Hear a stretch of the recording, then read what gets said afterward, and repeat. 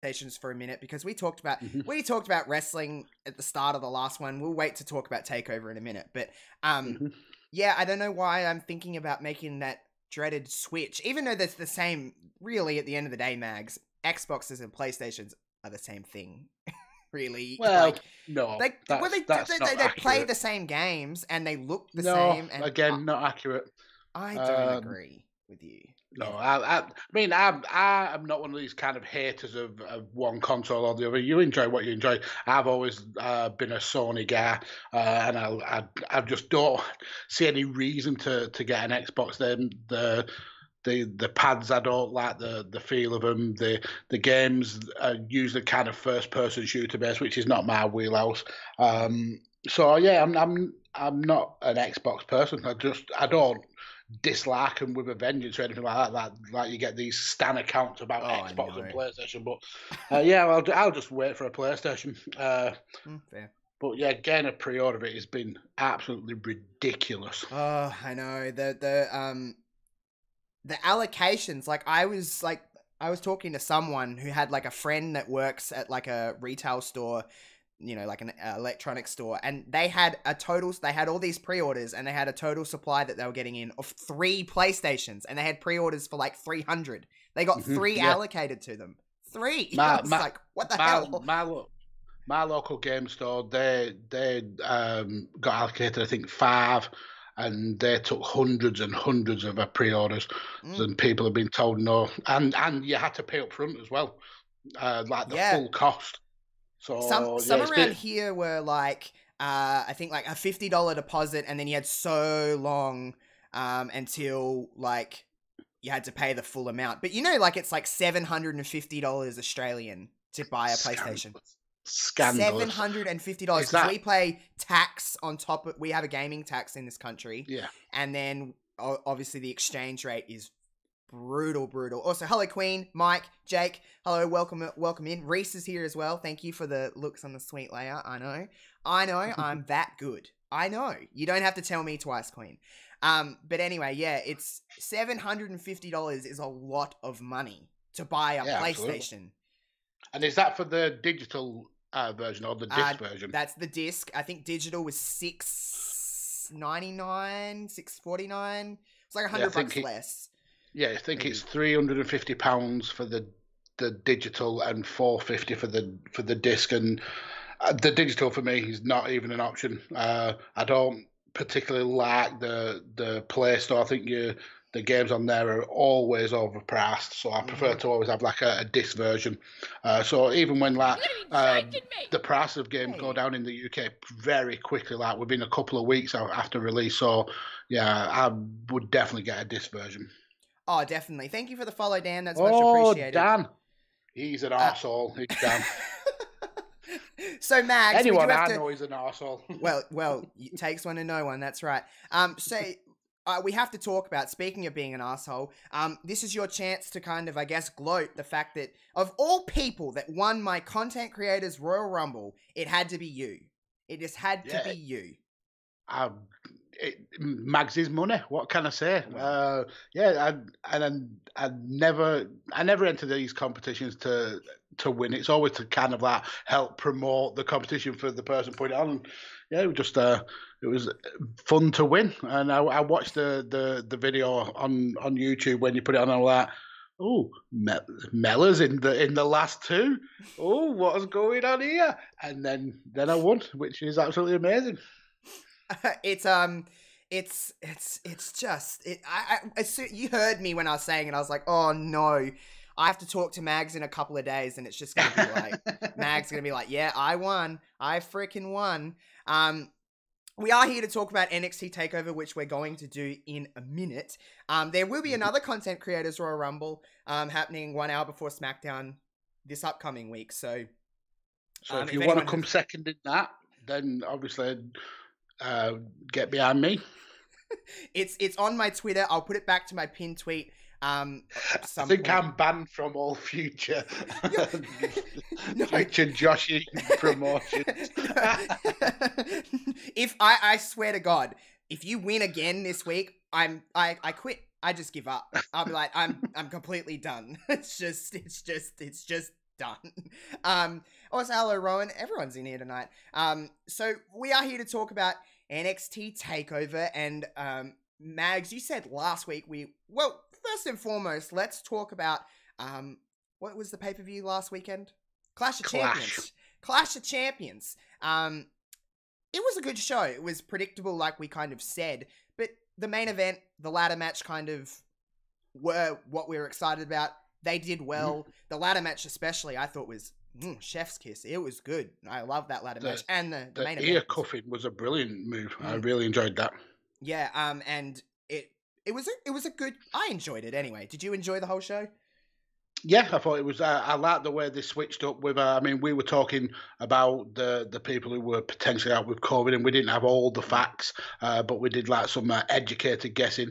And the way they switched up and had Oscar do double duty I thought it was really fun. The matches, like we said, were predictable. My theory about Roman Reigns didn't quite come off, but I still suspect that it may happen at Hell in a Cell because there's a rematch booked.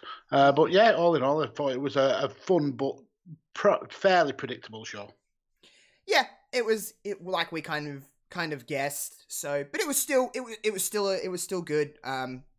I enjoyed the main event, the ladder match. The Bailey Sasha stuff was really fun. But we're not here to talk about main roster today. We're here to talk about NXT and is there 5 matches on this card, Mags? 5?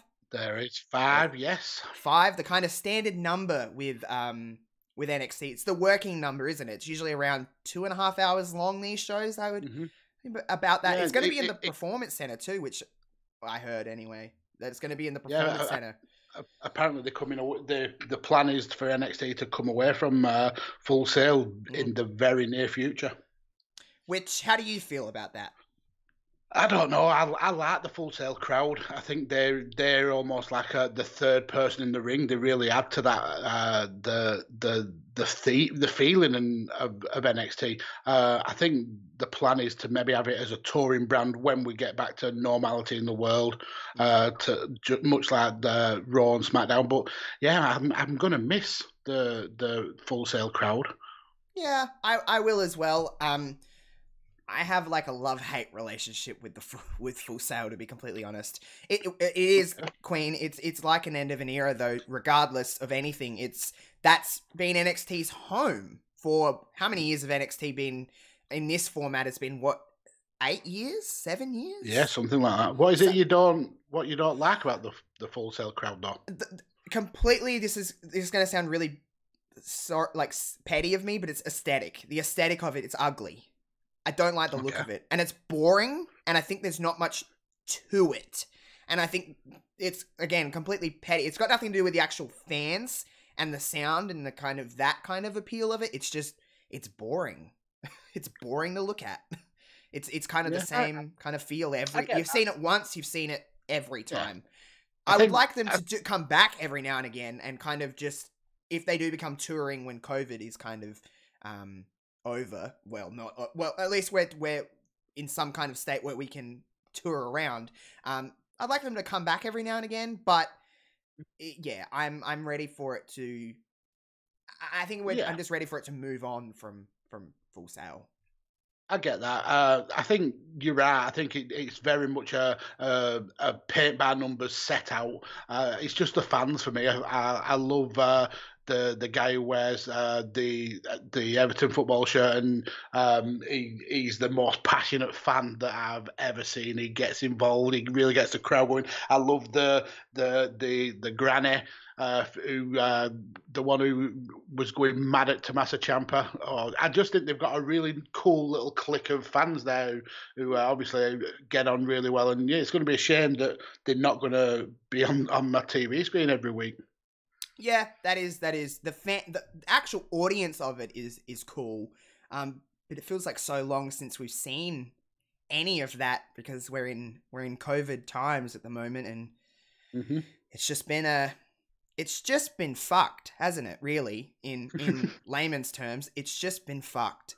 But you know, and there's no end in sight. Britain is getting worse. We're having the highest amount of infections. Burnley is actually the worst town in the whole of Britain. So yeah, for me, Oh wow. yeah, it's horrific. Yeah, We've been pretty lucky. Old mate Adelaide has been pretty good, so I mean, Melbourne has been just getting hammered in Australia with COVID. So, you know, I'm pretty lucky, but it's just been a shitstorm of a year. But whatever.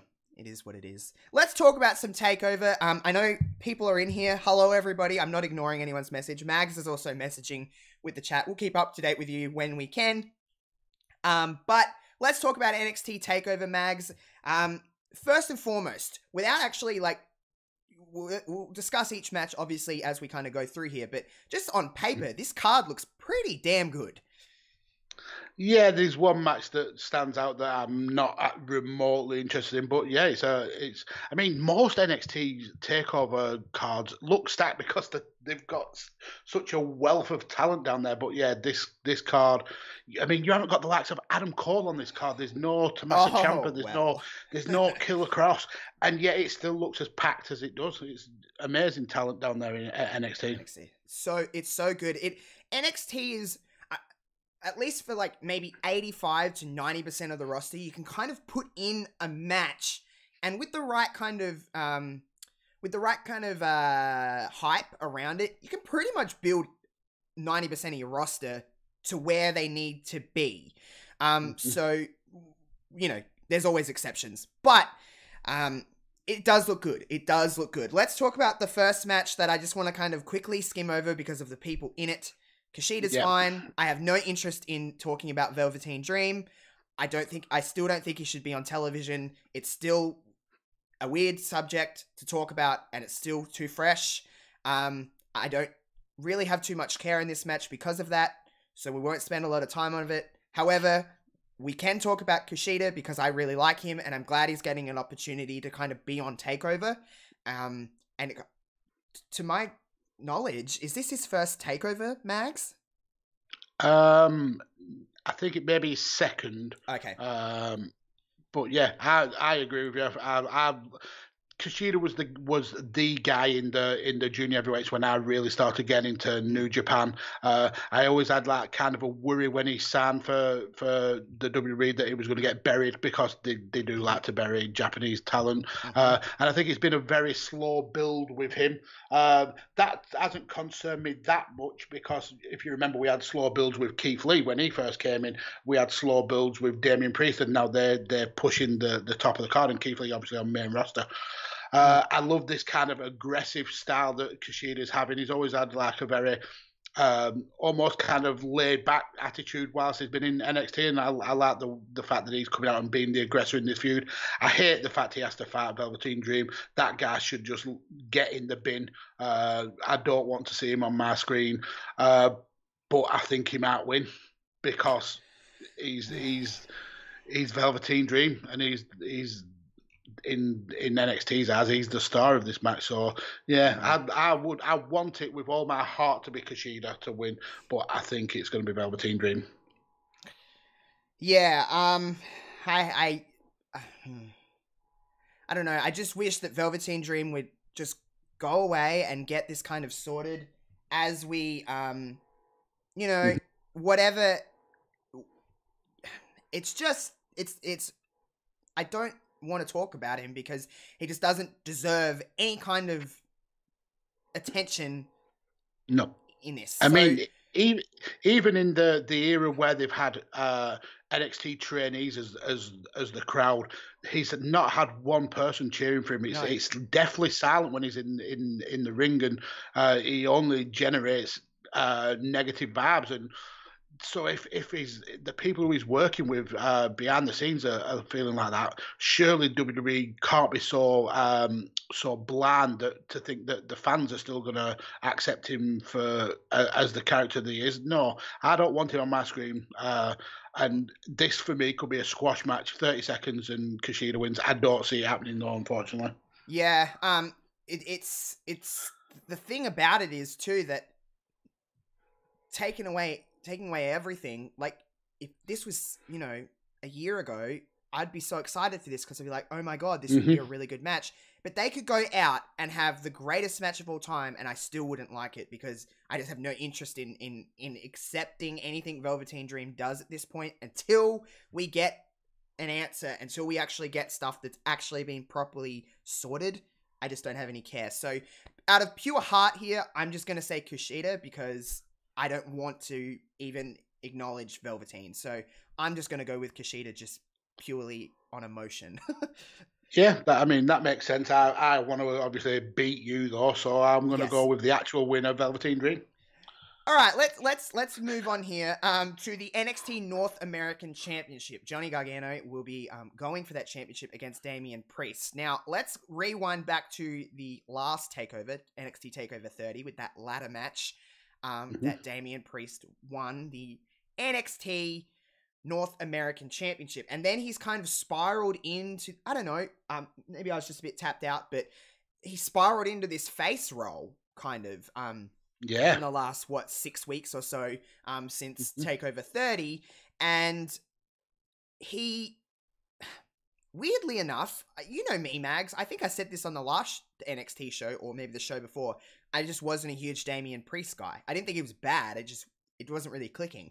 But he's turned face, and I've kind of come around to him, which is weird because I always usually love the heel kind of side of people than the face side. But I think this stuff with him and Io the last couple of weeks, and then, this stuff with Johnny, this to me seems like a match that's just like meant to cement Damian Priest as like, okay, go out there and have a great match with Johnny Gargano, which is, it's kind of, you kind of gonna, it's Johnny. But like, this is your moment to kind of get your feet wet in NXT and be like, I'm here, I'm the North American champion. That's what it is to me anyway, because I feel like they kind of can lean on Johnny to kind of get people to like the next stage. And again, I know you like Damian Priest, Mags, but I just don't feel like he's not quite on Johnny's level yet. And that's where they're trying to get him desperately, at least in my opinion. That makes absolute sense. A win over Johnny would cement Damian Priest as the de facto North American champion. I think he's another one kind of like Keith Lee, who's had a really slow build when he came in from Ring of Honor. He picked up a couple of wins, picked up a couple of losses, and it felt like he was kind of floating. And he's in this last 6 months or so, he's really found his groove. And the slow face turn has been really fun to see. I mean, I don't think he was ever technically a full-blown heel, but it was kind of in that tweener role. I love Damian Priest as the kind of cocky face who's just knows how good he is. I think this is going to be quietly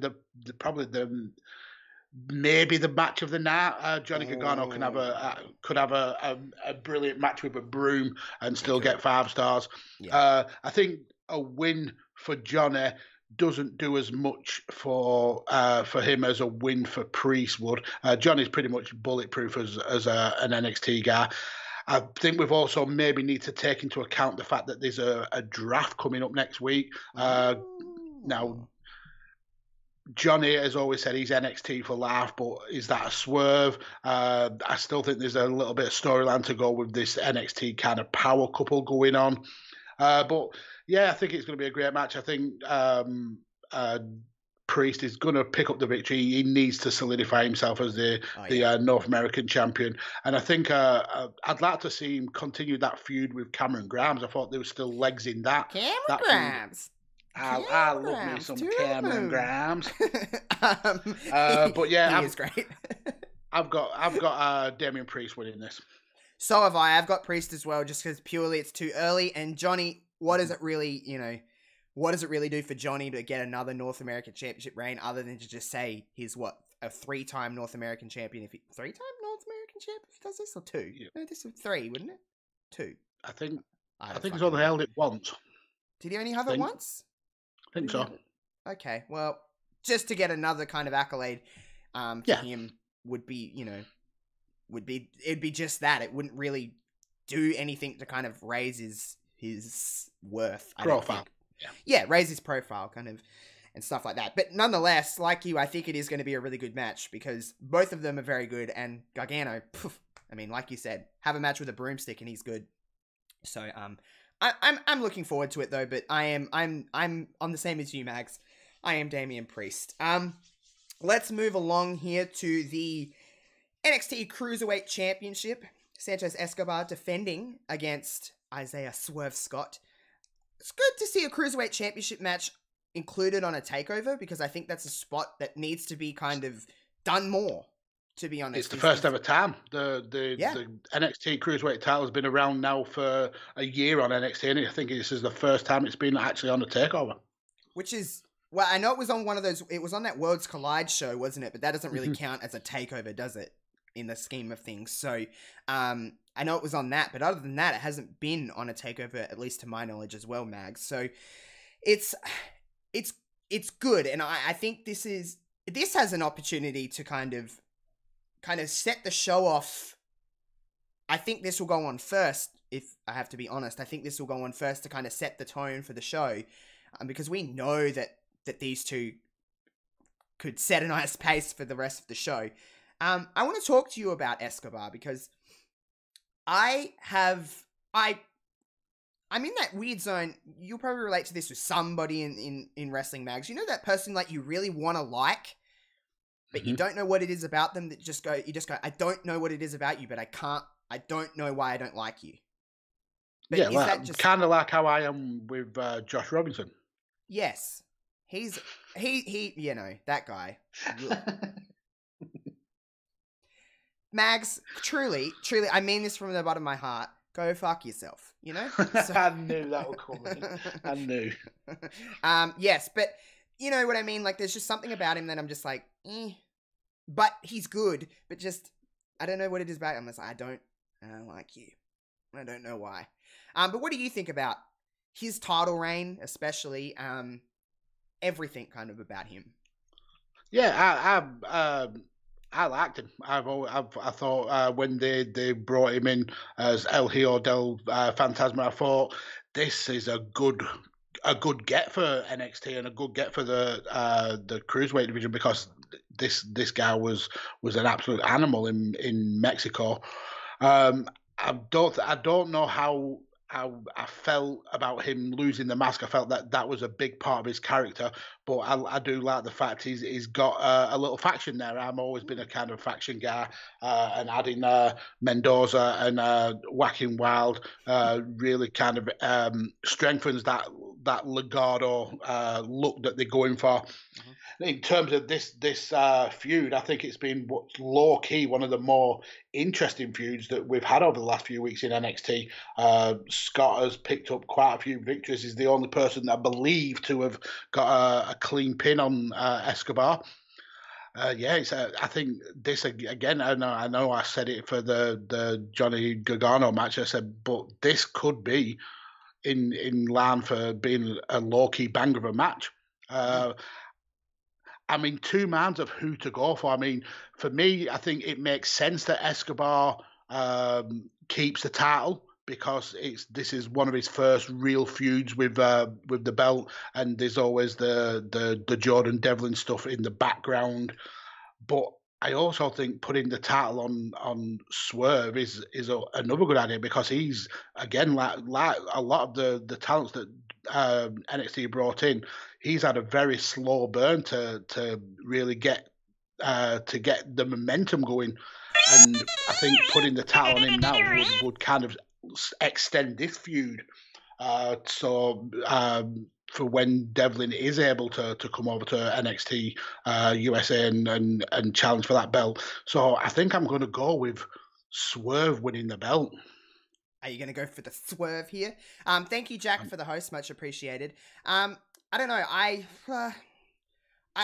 like you. I think that this low key has potential to like steal the show. Like it really does. If they give this, like everything with NXT though, 5 matches on a card is like, boom. And it's like, everything gets an opportunity. Or at least for the most part, everything gets an opportunity to kind of have that opportunity to steal the show. They all get enough time and all of this. So, like you, I think that I see a title retain here. I just don't really see it swapping. But this is kind of like that match on the card that there was always one that's kind of like pick 'em. It's like it could really go either way, and I wouldn't be surprised either way. So I'll go for a retain. You're going for a hashtag NU, but regardless, I think it's going to be a lot of fun. We'll talk about the two main events in a minute, but there has been some promos airing on NXT this last few weeks of a certain someone, and this person is coming back home to NXT in some capacity. There's been a lot of names thrown around of who this could be. I have a list here of like the main ones that have been popping up: Samoa Joe, Robert Roode, Tessa Blanchard's been popping up as well, which is whatever. Ember Moon. There's been a lot of Charlotte Flair. There has been this kind of, for anyone that doesn't know, it's this promo that it's got the date of Takeover, and it kind of says, I'm coming home. There's all this kind of graphics. You've seen the promos, right, Mags, that have like these vignettes that have been airing. It's basically saying that I'm coming home to NXT to reclaim what's mine or something like that. Is that along the lines? And the picture was an NXT title in like a glass case. There's been a lot of names floating around, as you can imagine, with Twitter. Some of them what I listed. There's been a few more that have just been. You've probably seen a lot of names being tossed around as well, Mags. Yep. If you had to take a guess, what do you think this is? Who do you think this is? Could it just be the obvious? What I think is just Killer Cross. But do you think it's someone else coming back to NXT? What do you kind of think about this?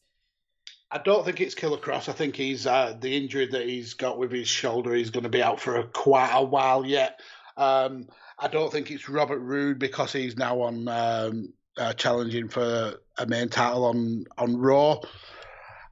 Samoa Joe, possibly, but I think it's Bo Dallas. I've got a feeling that it's going to be Bo coming back to be the NXT champion again. Oh, well, we could believe that, Mags. You better believe it.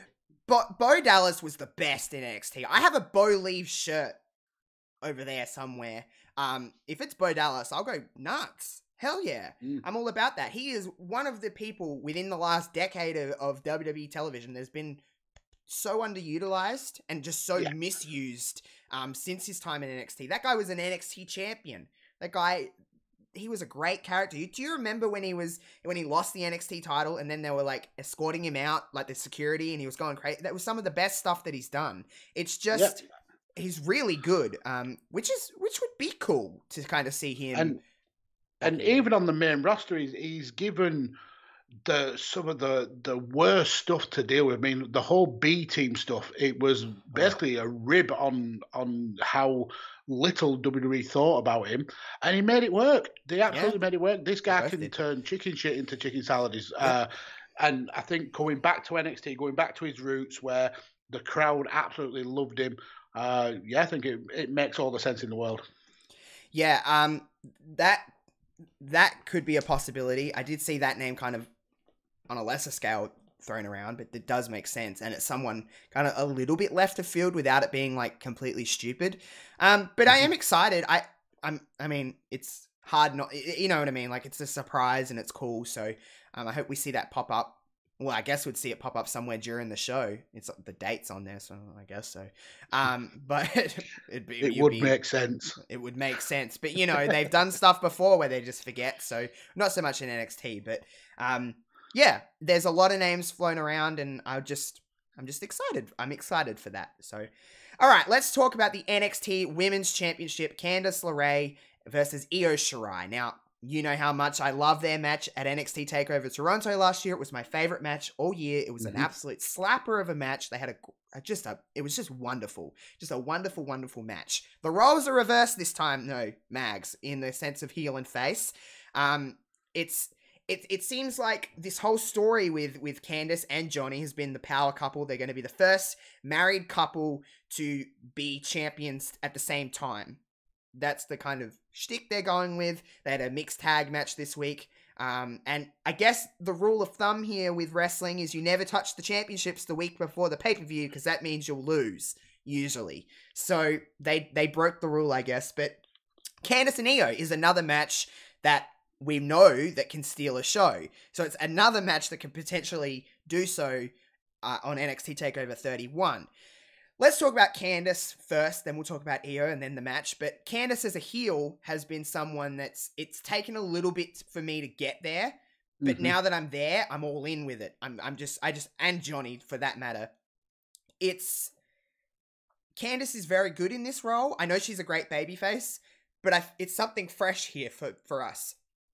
And especially working with someone like Io, she's worked with Tegan.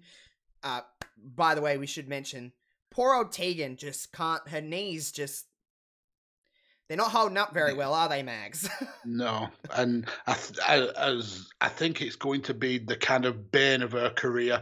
I think WWE are going to find it hard to trust putting a title on her long term, because she's so injury prone. It's such a shame as well, because she's so talented. I just feel so bad for the girl. Me too. So in a kayfabe world, Candice LeRae took her out before the Battle Royal. They had the Battle Royal where Casey Catanzaro just had so many spots in that Battle Royal. I was like, yes, Casey, let's see some more stuff. She's someone that's like, you know, it's going to take a little bit of time because she's very green, but like she's got the athleticism and she's got something different that it could be something really special if it's harnessed properly. You don't want to rush Casey, but they had a great Battle Royal. Candice ended up winning. It was down to Candice and Shotzi Blackheart, who again had a great match with Io a few weeks ago on NXT TV. There's a lot of talent in the NXT Women's Division. That's not breaking news, but Candice won, and we are getting Candice and Io. Candice in this role. It's hard to bet against Io Shirai, isn't it, Max? Because Io is so damn fantastic, and she's just a lot of fun. And there's a line here with this. It's like, cutting Io off now would just be like, hoofed, it's too soon. But then I guess there's an argument for Candice here to be like, she's waited so long to get an NXT Women's Championship match on a takeover. It's like, oh my God, there's so many directions you could kind of go with this. But how do you feel about, first and foremost, Candice LeRae as a heel? I think it's a brilliant facet to her character. She's always in NXT been that sugary sweet baby face, apart from I think one time when she turned on Tommaso Ciampa and give him the low blow. But yeah, she's always been that sugary sweet baby face, and it really works for her. And I think sometimes the very best baby faces can make the very best heels when you flip like 180 degrees, and she has definitely got the charisma and the acting chops to pull it off. I was like you, I kind of didn't get it at the beginning, but this whole kind of like vignette and promo that feud that she's done with Tegan has really sold it to me. In terms of the match,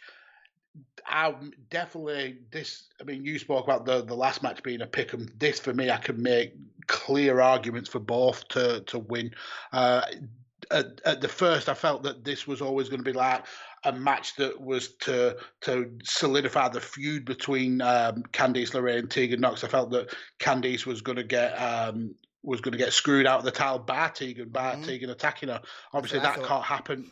That can't happen now because obviously she's injured. I mean, they could potentially slide Shotzi into that role, which would make absolute sense because they did a really good job of kind of like transitioning to Shotzi versus Candice this week. But I mean, so that would lead to an Io win. But there's also the kind of loom of the draft, and I think it's going to play a big factor in this show. The fact that we're going to have a draft this week.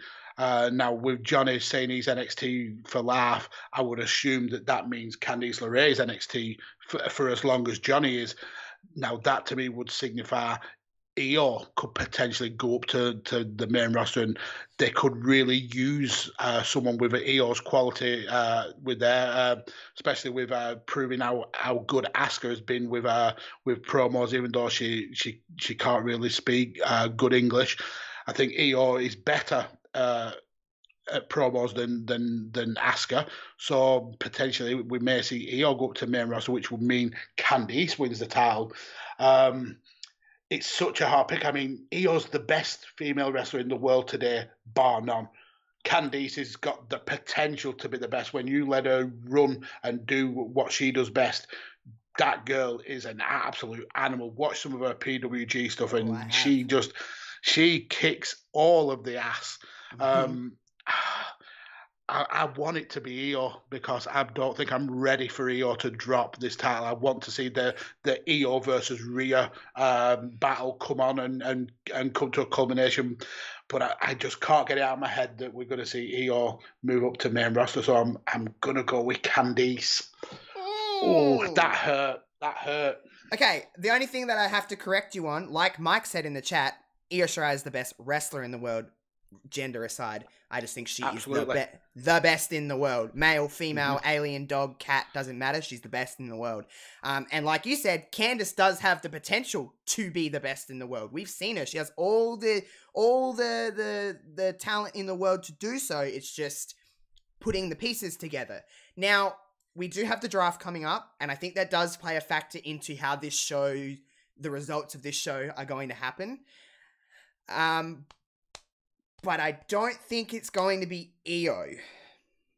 Okay. I don't think Io is going to be moving. Now, there's an argument for SmackDown and Raw, the women's divisions, although they're very good, they need something. They need kind of a couple new faces within each division. They need a nice shake-up within the draft. That's not really an argument for anyone to have because it's just true. Asuka's run through a lot of people, and the kind of fresh matchups are more so for, you know, switching up a little bit. So I do think there will be NXT, especially within the women's division. I think there will be move-ups to the roster. I just don't see it being Io or Candice.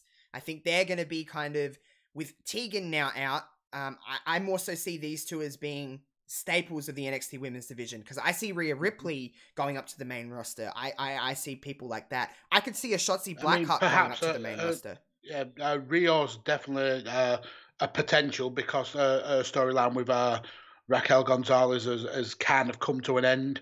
Perhaps even Raquel and Dakota could go up because they don't look like they've got much going on now. I always thought that Dakota would be a future NXT Women's champion, but I could also see her doing really well on Raw, SmackDown. Me too. Especially with Raquel. I could see that being like a nice little solid unit going in, and you could mix it up. You could have her just being kind of Dakota's heavy. You could have them in the tag team scene. I think there's more to do with Dakota and Raquel on the main roster than there maybe is in NXT, and it gives some other girls a chance to kind of step up into that role, because Dakota did have like a certain spot in the roster. So I think maybe, you know, you could start bringing, you know, up some other ones and give some other opportunities to some fresh faces. So I don't see it being Candice or Io in long story short, going up to, well, not going up. I don't like saying up. Going over to Raw or SmackDown. I think they're pretty, I think they're going to be kind of featured on NXT for however long. But I see Io retaining here, but regardless, they're going to have a fantastic match. But if it was going, you know what I mean? Like, if it was going to be Candice, it wouldn't completely surprise me. It wouldn't completely surprise me at all. I would prefer an Io reign. Like I said, I think there's still more that she can do as NXT Women's Champion. And the arguments you've made about who goes up make sense. But either way, no matter who comes out of this, we're still going to be blessed with a really solid match. Yeah. Again, another match that has the potential to be match of the night. There's four potential matches in that, and then Kushida laying a whooping on a pedo. It's just Kushida wrestling air to me, because I don't see anyone there. I'm fine with that. Kushida's pretty damn good. Before we go into the main event, which we're going to spend a good chunk of time on, is talking about this main event because there's a lot of hype behind it. We did mention the draft, and we did mention some potential things happening within the women's division, but if we just take a quick detour to the draft, it's happening SmackDown and Raw, like starting on SmackDown, going into Raw next week.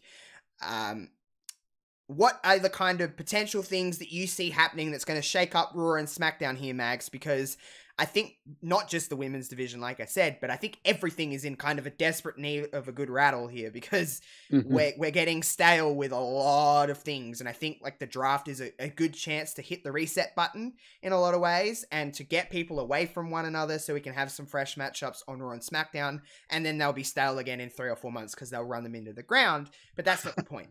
They need to kind of shape up everything. You know, we're going into Hell in a Cell, going into Survivor Series. What are you kind of seeing as the main kind of shakeups here that you're like, this person is definitely moving, this person is not? What do you kind of see happening? Yeah, I think this is going to be one of the most interesting drafts. I mean, the drafts over the last few times that they've done them have been pretty bland, really, and they haven't really worked out because then the wrestlers were allowed to just go back over as and when they saw fit. They had this three person per week rule that they could invade, and that's quickly got dropped. I think with the involvement of NXT, this had a whole other dimension. I think NXT are going to get some pretty big hitters coming down to the black and gold brand, and yeah, I think it's going to be exciting to see what kind of matchups we get afterwards. The obvious ones are going to be people like AJ is going to go to Raw. I think him and Paul Heyman are definitely not seeing eye to eye, and just to break that kind of like tension up. But yeah, outside of that, I mean, not watching a lot of the main roster. I'm kind of excited to see what they can do to kind of freshen it up. Like you said, we get the same kind of battles over and over again. We've had the Street Profits versus Garza and Andrade ad nauseum for months and months. So yeah, it'll be interesting to see where they go. I just want some big talent to come to NXT just to rubber stamp that this is now and a legitimate third brand and not a development, and also to kind of put the wind up AEW, just to show that these stars are here and they're going to be battling for that Wednesday night war. Yeah, and as they should. I know a lot of people are like, they're moving this person over to NXT just because AEW's on. It's like, well, why wouldn't they? They want to win. Mm-hmm. They want to be number one in ratings, so they're going to do what they need to do so. And I think it will amp it up a little bit. So I'm the same. I hope that there is the NXT because it hasn't really been officially announced that NXT's in this, but we're just assuming because it's been reported and all of that kind of stuff, and I think it'd be silly not to. So I hope we do get some big names onto NXT. Not only that, I would like to see switch-ups from people going from Raw to SmackDown. Like, for example, I'd like to see Seth Rollins move over because he's been on Raw the entire time since the kind of reintroduction of the brand split. I'd like to see him move over, and I'd like to see people kind of... I just want a big shake-up. Not like last year's draft, which was kind of just like a few names. Like, I want that big shake-up feeling, so when I watch Raw the next week, it's like, okay, I haven't seen this person on Raw in so long, and it kind of makes it does feel fresh, or SmackDown, or NXT, whatever it may be. So, whatever it is, I just hope it's enough of a shake-up to make it feel different, and to make it feel fresh, because it's desperately needed. It needs to be on the same kind of levels as the first drafts, the ones where you got Vince McMahon and Ric Flair kind of like bidding on wrestlers, and the kind of huge like stakes when you saw all the wrestlers the backstage all sat in the locker room, and then Flair would pick like the Undertaker, for example, and it'd be like silence would fall over the locker room because the dead man's swapping brands. That kind of like impact we need, rather than just like you said, a few names hit. Kevin Owens has crossed over to SmackDown for the umpteenth time. We want some like massive impacts, I think. Yeah, and the only request that I have for this that I want like desperately done, can we please split up Miz and Morrison?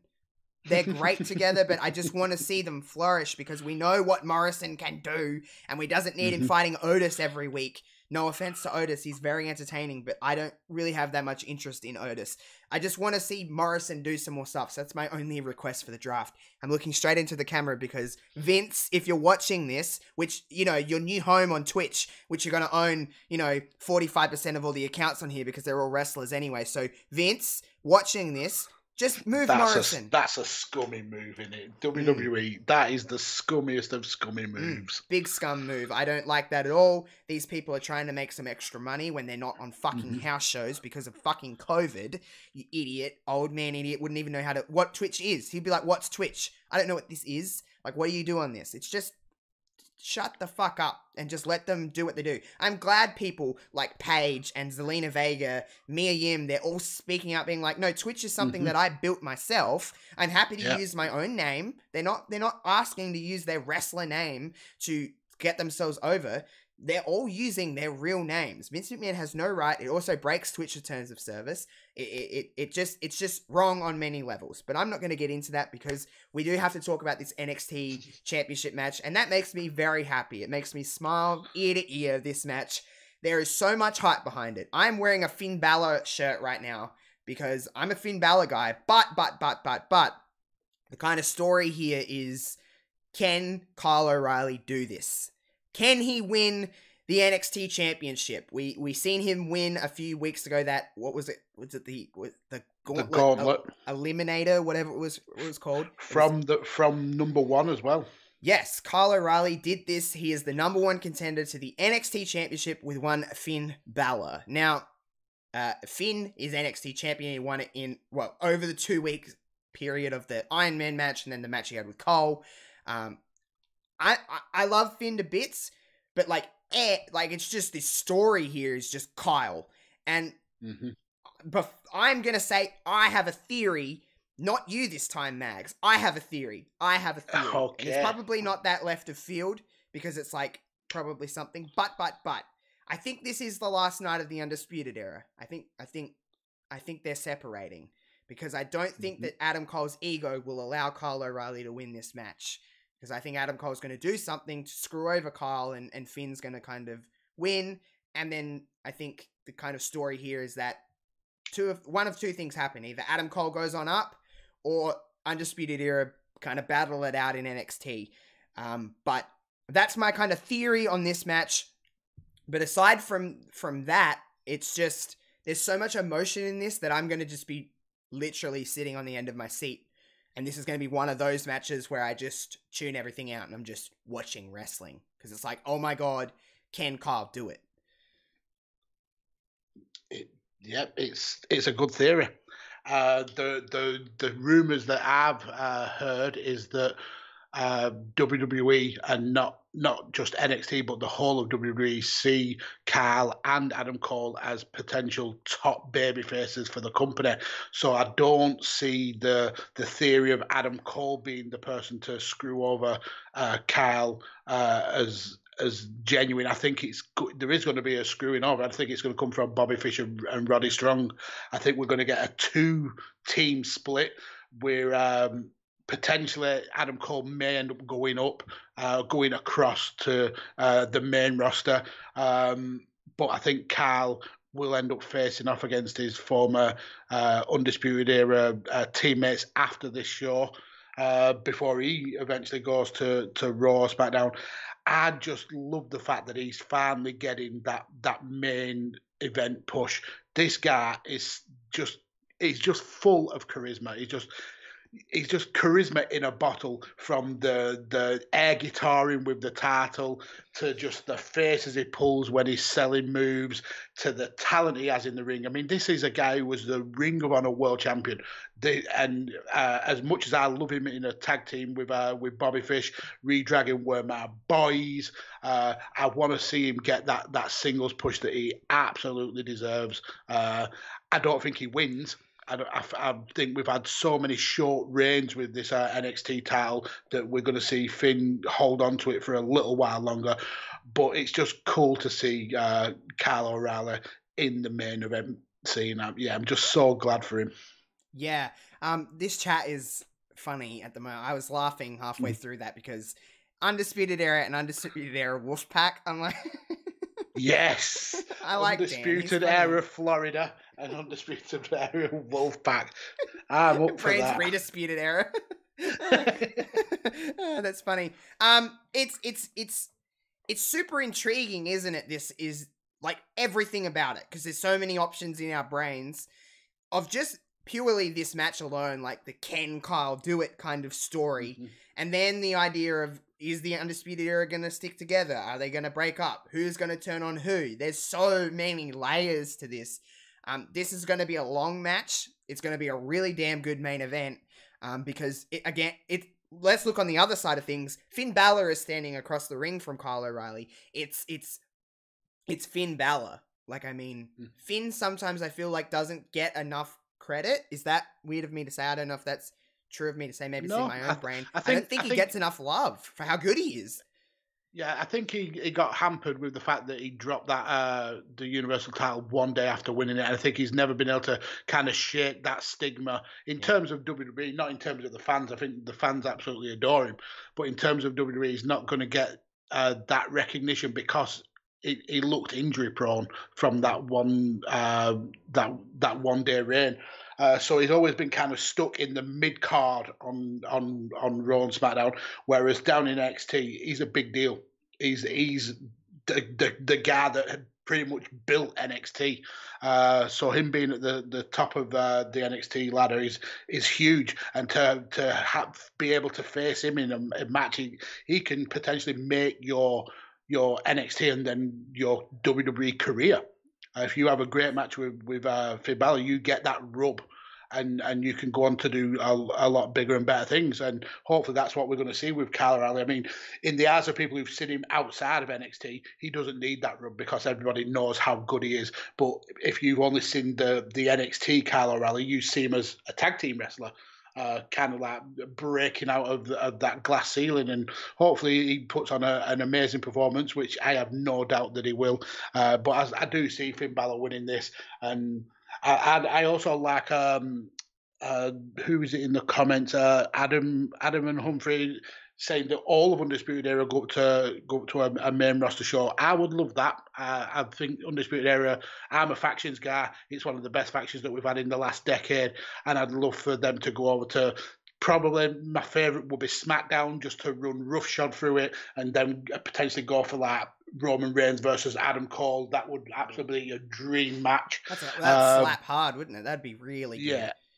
It would. I mean, the potential there on SmackDown for matches with the Undisputed Era is just phenomenal. But I do sense that there is going to be a break coming, and if there's any time to do it, it's whilst Kyle's being pushed for the NXT title.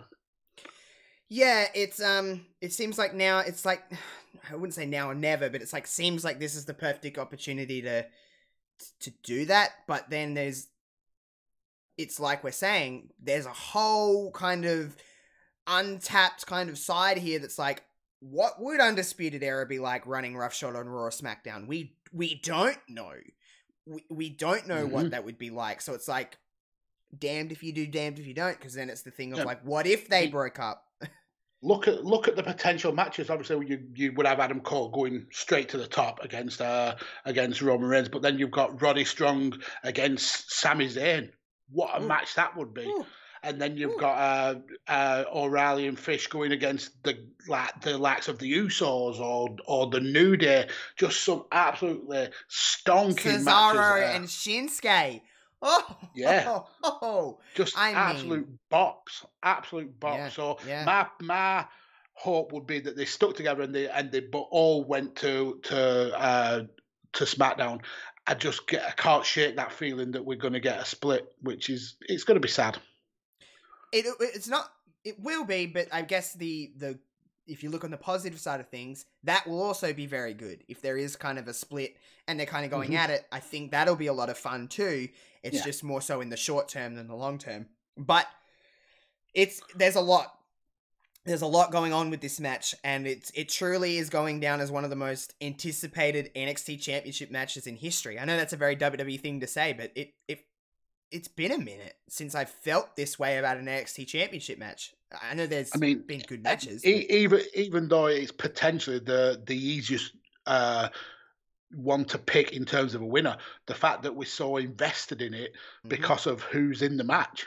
And it's like that what if, isn't it? Amazing wrestlers. Yeah. It's that what if of like, ooh, like I know Finn's going to win, but like imagine. And then there's all the other stuff that we talked about as well. I mean, I've picked Finn. but I will lose my shit if Kyle O'Reilly is the next NXT champion. Me too. I'd happily take an L. happily eat crow. Yeah, I'd happily eat crow. I'd be like, oh well, I'm wrong. Big whoop. Like, it's just, like Reese was saying, what if Kyle O'Reilly wins and Undisputed Era turning him like Evolution did with Orton? Ooh. I mean, that's bonerific right there. That's just a good time. What if they flipped the script and just Kyle O'Reilly won and all of the Undisputed Era were happy for him and they all just skipped away? They all hugged that would be the best. Boring. But, I mean, we don't ever see that in wrestling, do you? You never trust anybody in wrestling. No one ever really has any friends, do they? Ask any person in a Royal Rumble match. Just talk them out. It's just, I'm very excited for that match. I'm excited for the whole card. I just think it's going to be a lot of fun, like we usually get with Takeover. It's pretty. I think we're pretty kind of guaranteed that this is going to be a good show based on 2 matches that you see all over the screen. I'm absolutely certain. So it's going to be a good show. I think 4 of them are going to be absolute slappers of matches. Yeah, they're going to be very good. It's just going to be a really good card. This will, I would assume, Mags. Well, I don't know how this is going to work, but would this be one of the last takeovers of the year, or do we get one Survivor Series weekend? Is that too soon? I don't really know how that's all going to operate, because we don't even know if it's going to be in the Thunderdome in next month, because doesn't that kind of run out at the end of the month or something, like the contract they have with the Thunderdome? I think it's like early October that runs out. I know they've the WWE are in talks with another stadium in Florida to perhaps move it. I know WrestleMania 37 going Hollywood is now as far away from Hollywood as you could probably get by having it in Tampa Bay, Florida, which, yeah. I mean, we were meant to get this year. We went to get that pirate ship, and now Kari's freaking gone. So it's like, what's the point now? But she's now part of WWE Japan. Yeah. Which was a weird announcement. That. I was like, Kairi coming out here telling everyone. I was like, okay, Kairi. But I'm not mad because I love Kairi Sane. Hey DJ, what are you doing in here? Rumors are in NXT and the Thunder fans have been invited. I heard it was in the Performance Center. That's what I heard. But this is what I said to you. Maybe you, Mags, or maybe I put it on Twitter. I think takeovers should be in the Thunderdome, and then have TVs in the thing to make Takeover feel different and to feel bigger than just it looking and feeling like NXT TV. That's just my opinion. I know everyone doesn't love the Thunderdome, but it looks cool, and they've kind of got the sound where it kind of works. I think it's one of the best things that have come out of this COVID era for WWE, the fact that they're still able to have fans there. And we spoke about it on this show that I like it because fans from Britain don't get a lot of opportunities to be able to go to Raw and SmackDowns in America. So the fact that anybody from around the world can apply and potentially be on the show, I think it's a great thing. It brings a lot of fans in who wouldn't have that chance ordinarily. Yeah. I mean, even if it doesn't fucking work for me when I went into the Thunderdome, but whatever. But it is true. I think they've kind of got a good little, sometimes the sound is a little bit off, but they've gotten better, I feel, with the sound. And the look of it, there's no problem with the look of it for me, except when they do the zoom-ins on the pixelated screens of the fans. But that's a laugh to me. It's just funny. But yeah, the look of it, it looks like wrestling to me. So I'd like to see NXT takeovers if they continue the Thunderdome or whatever they do, whatever they kind of go forward with. We don't really know. The world is changing kind of every day, isn't it? We got different people getting it higher up, lower down the thing. We've got it's just affecting kind of everything. So we really don't know what we can be excited for, what we can't. But right now, WWE's in the Thunderdome. NXT looks like it's going to be in the Performance Center. Who really knows if that's the case? We don't know until we see it. So, regardless, I'd like to see NXT takeovers just feel a little bit different than just TV, so it wouldn't be the worst idea in the world. But regardless of whatever happens, whether it's in the Performance Center or it's on the street, we're going to have a good show. Takeover in however many Absolutely. hours that it's got to, however many hours it is from now. I don't know. I'm going to sleep soon, so it's on in the morning for me. But I think it's on. Does it start at 10:30 here in the UK? So about 8 hours. yeah, something like that. That sounds about right. Yeah, something like that. Regardless, it's going to be a good show. It's going to be a lot of fun. I'm excited for the main event. I'm excited for everything that isn't Velveteen Dream, to be completely fair. I'm with you on that.